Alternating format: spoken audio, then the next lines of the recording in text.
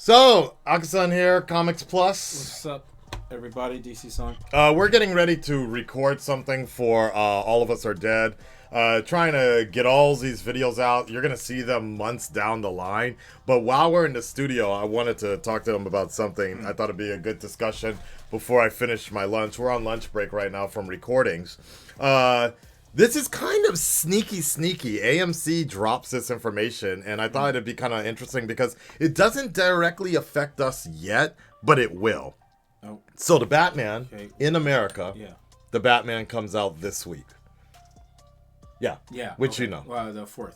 Yeah. For us, we're going to be For seeing us, it next week. It comes out the 11th. Whatever. Yeah. It's one of those things. But it's faster than normal. yeah, he's not lying. No Way Home was like 3 weeks late. Yeah. Ironically, the movies that I shouldn't say this, but the movies that I'm not that interested in, Morbius, They're coming out on time. It's coming out on time.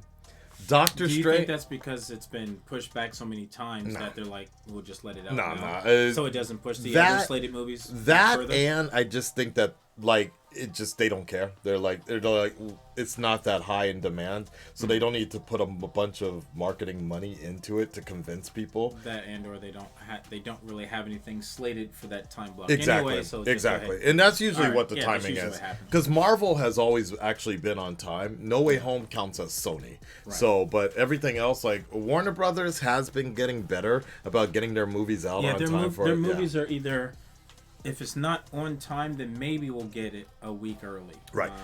But give or take. But the thing I wanted to talk about here is the fact that AMC just dropped a crazy sly announcement yesterday in the fact that they're actually going to be charging more money. They're experimenting this week with the Batman to charge people more money per ticket for the Batman versus another said movie.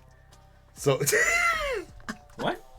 Let me go ahead and read it to you. So are they doing that by saying like movies that have this rating, they're going to charge more, and for movies that have the more popular movies that are going to be more in demand, they're going to charge more. So basically what they're trying to say is they don't value the customer and they want to shoot themselves in the foot. Yeah, they're chomping on the hands that are feeding them right now. So that's a really good way to get people to go to another theater company. AMC CEO Adam Aron says our prices for the Batman are slightly higher than the prices we are charging for other movies playing in the same theater at the same time, as they are experimenting with variable pricing.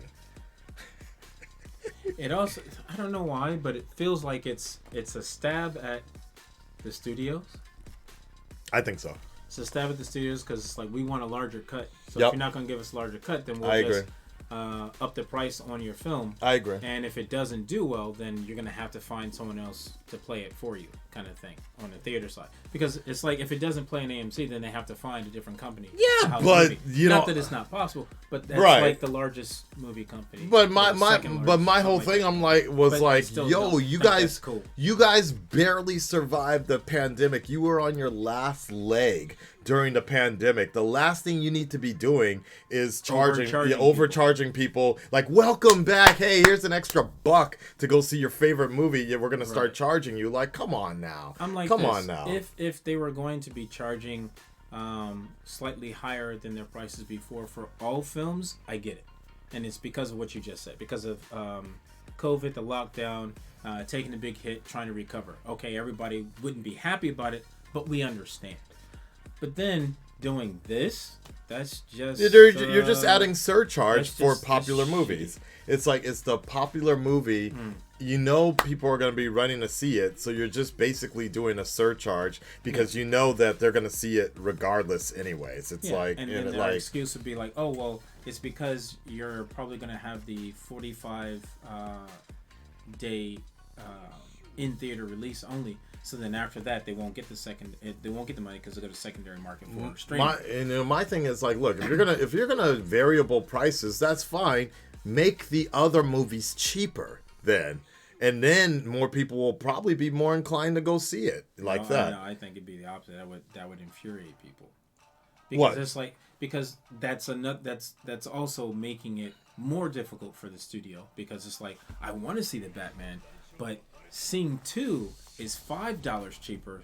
Let's just go see that. Because then you're thinking more about the money as opposed to what you want to see. I don't think anybody is gonna like look at the Batman and look at whatever else is coming out, Space Dogs, and be like, well, that one's cheaper, so I'm gonna no. If anything, I think it entices. But if you're looking at people that are working on a budget, oh yeah, that does come into play. Even if they want to see it, not saying that they wouldn't save up to see the movie, but it would definitely cut the number of people that would be interested in that's interesting. I never really thought I don't, because I would never, like, for me personally, if ever, the only time I don't, the days of just a weekend, you know, showing up and like going on a date or something and be like, oh, what movie are we gonna pick? Let me think, you know. That even happened, because we usually go to theater because there's something specific that we literally have reservation, like literally.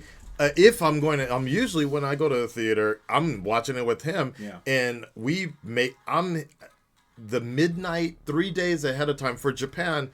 For America, it's like a month ahead of time. 2 or 3 days ahead of their release, you can reserve tickets. That's me. So that's 12 midnight, I'm up there making sure I get the reserved seat. So I'm already paying a premium for these movies to see them on time and everything. And even then, depending on the film, it's like, do we want regular seats or recliner seats kind of thing? Because then that's an extra $10 to $30 depending on the theater. And then for me, specifically for me, the only time I actually watch a movie is on IMAX, because everything IMAX or Dolby. Yeah, everything else, it's like I can see on the big screen.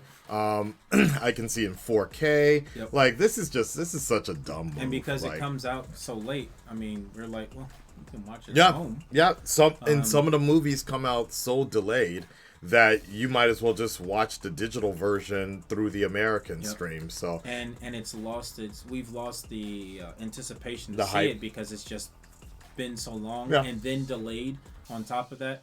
Yeah, this move, I don't think it's smart. If it was more, for me as a company, I look at it like this. Okay, if you're going to charge more for R-rated films, okay, because you're taking a risk of the clientele that goes in to see it, that, you know, because of age.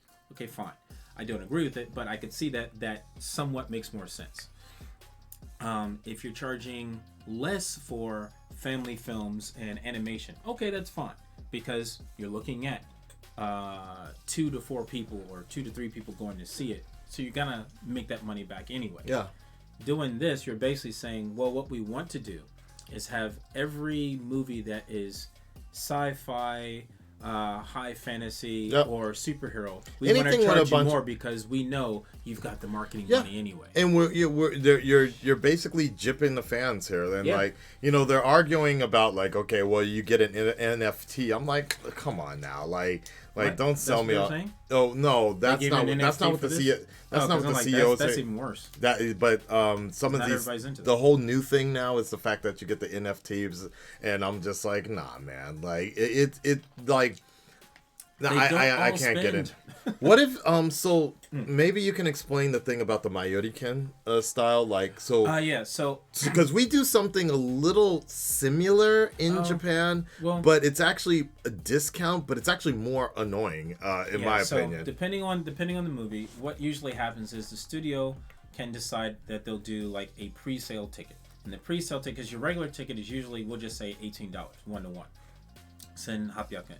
So it's 1-to-1, $18. So if you get the Seiriken or the Wadabiki, basically a discounted ticket, usually it's by $2 or $5. So for the most part, you'll say your ticket is 1,300 yen, $13. So you take that, and depending on the studio, it'll either have a code on the back of it that's either written or you scratch it and you put it into the website and you can book your ticket. Or, more annoying, the old style is you get that and then you have to go to the theater and get your ticket like that, which doesn't sound like a big deal until everybody goes. Yep. And then you're waiting just to get it exchanged for you physically need to go to the place to reserve your seat and get an actual ticket and then come back whenever. So what? It's like you get the discounted ticket, and there are places that sell it outside of the theater. You get it, but then you actually have to go to the theater to get the ticket, for the seats you're going to be in, and it has to be before the day of the movie. But if you do it the day of the movie, some of them they'll count it as invalid because they've had pre-sales. But ideally, the thing about that is becoming like a super fan or whatever. You sometimes get like something like this, like that. The one that So when I saw Venom, I got the reservation ticket, and they gave me this sort of thing, which I don't even know what this was like supposed to be like. For the most part, I think it's supposed to go around your hold your cable and stuff like that, or something like your bag. that. And so that was it's kind of cool, but at the same time, items, it was. But also, it's like, is it worth it? Yeah, I mean, overall, no. Because you look at it as like, this is $5. Yeah. Because if you look at it, your discounted ticket is discounted $5, and they give this to you. So this is the difference between buying your ticket as is and getting a pre-sale. But then you also have to spend the time to go there. Exactly. I don't know. So it's an interesting thing. So, I get the fact that theaters are hurting and whatever, but they gotta figure out a different way. Like, it's just bad business, in my opinion, of just gypping your most dedicated people that are going to be showing up. Like, they're trying to bank off this idea of No Way Home. Like, the fans have come back. All these crazy comic book nerds are flooding the theaters, and they're gonna see the movie 10 right. times. So we're gonna go ahead and charge more from the fandom that is keeping your company alive right now, because people are not like, I don't know how it is in the States right now, but it is so uncomfortable sitting in the theater wearing a mask for 3 hours, and 2 hours. On the company, they're like no concessions. So it's and 2-3 hours with a mask on and not being able to eat or drink. And the air conditioning is really low, or in terms of like hot, and they crank the heat up. Yeah, and so it's not fun. Here's a thought: they do this, they up the price on the ticket. Chances are the concessions or their concession sales are gonna dip. Because people are looking at it, it's like, well, if I'm going to say your ticket is usually what? Say $10?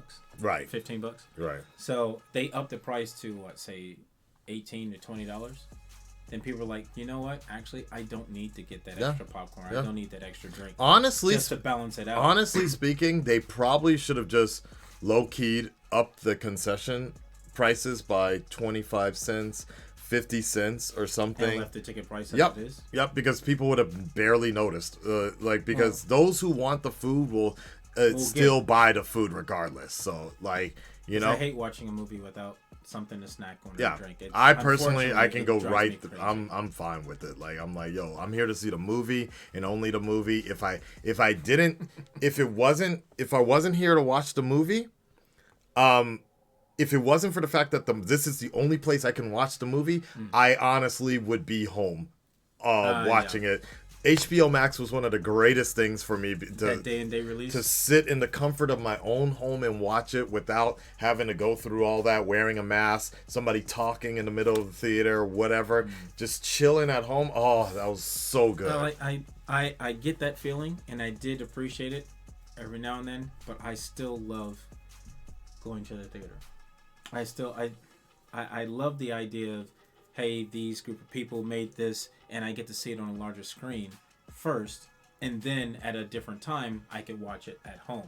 When HBO Max had it as day and date, I liked it. Hey, today, I'm already out. I've got time. Little to nobody's in theater. I'll just go. I got a 4K 55-inch television.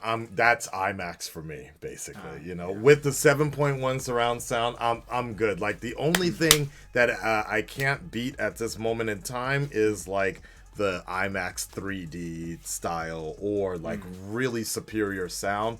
But, and the Blu-ray quality, like, they haven't been able to pipe that in yet. Yeah, some of the releases have not been in 4K. Yeah. I don't know what the delay is, but it's all good. Anyways, Red Nation, stand up, speak up. Let me know what you guys think about this. How are you feeling? Because for us, we're on the outside looking in, but the last thing I want our is ticket prices are already high. Yep. So yep. We're used to it. Shout outs to Korea for keeping it real. Like Yeah. you can see an IMAX TV, you can see an IMAX movie in 4K or 4DX for like $12. It is shockingly cheap. That is something I miss.